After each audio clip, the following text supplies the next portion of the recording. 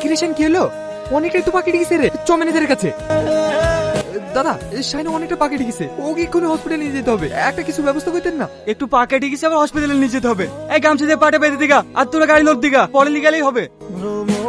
কি হয়েছে শাইনের? পা তো রক্ত ভেসে যাচ্ছে। দাদা তাড়াতাড়ি শাইনকে গাড়িতে তুলুন। দাদা ম্যাডামের দৌড়টা দেখেছেন? শাইন তো নিজের গাড়িতে করে হসপিটালে গেল। আপনি হয়তো বিষয়টা সিরিয়াস নিচ্ছেন না, কিন্তু ওদের মধ্যে কিছু তো একটা ব্যাপার আছে। আমি এই ব্যাপারটা মাঝে মাঝে দেখি, বিষয়টা নিয়ে ভাবতে হবে।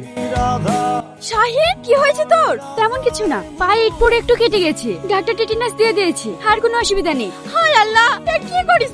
এত করে বলে একটু দেখে শুনে কাজ করতে। মা তুমি চিন্তা করো না, আমার তেমন কিছু হয়নি, এই সামান্য একটু কেটে গেছে। মাসিমা এই ওষুধগুলো টাইম মতো খাইয়ে দেবে, আর তুমি এখন রেস্টে থাকো, এখন কিন্তু কাজে টাজে যাবে না। তুমি ঠিক করে ভুলে যাও মা, আমার কথা শুনবে নাকি? কিন্তু কাজে না গেলে?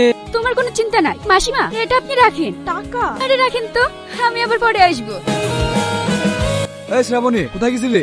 শাহিনকে হসপিটালে নিয়ে গেছিলাম। সামান্য একটা কাজের লোককে কেন হসপিটালে গেছিলি? এখন লোক ছিল না, কয় টাকা দিলে তো ওরা নিজে থেকে ইচ্ছে করে নিত। তা হয় না বাবা, একজন শ্রমিকের পাখিটা ছটফট করবে আর আমি দাঁড়িয়ে দাঁড়িয়ে তামাশা দেখবো। কি হয় না হয় সেটা কি তোর কাছ থেকে আমাকে শিখতে হবে? বাবা গরিব দেখে তো তুমি মানুষই মনে করো না, তুমি পয়সার অহংকারে অন্ধ হয়ে গেছো। ওই গরিবের রক্ত ঘামানি পরিশ্রমে তোমার এই অট্টালিকা বিলাসিতা।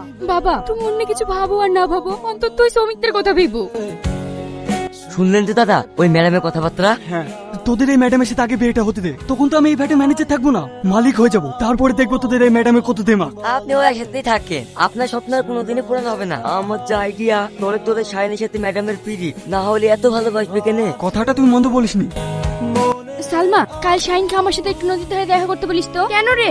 জানিস আমি শাইনকে মনে মনে অনেক ভালোবেসে ফেলেছি, বারবার শুধু ওর কথাই মনে পড়ছে। এ তুই কি বলছিস? ফাটার একটা শ্রমিক কে? তোর বাপ যদি জানতে পারে তাহলে কি হবে একবার ভেবে দেখেছিস? তাছাড়া আমি যতটুকু জানি তোর বিয়ে তুই ম্যানেজারের সাথে হবে। কি? ওই জানোরটার সাথে? ও তো মানুষের মধ্যে পড়ে না। টাকা থাকলে তাকে ভালোবাসা যায় না, ভালোবাসতে গেলে একটা মনের মতন মন লাগে, যেটা আমি শাইনের মধ্যে দেখেছি। ও গরিব হতে পারে কিন্তু ওর মধ্যে একটা সুন্দর মন আছে। ঠিক আছে তো যা ভালো হয় তুই তাই কর।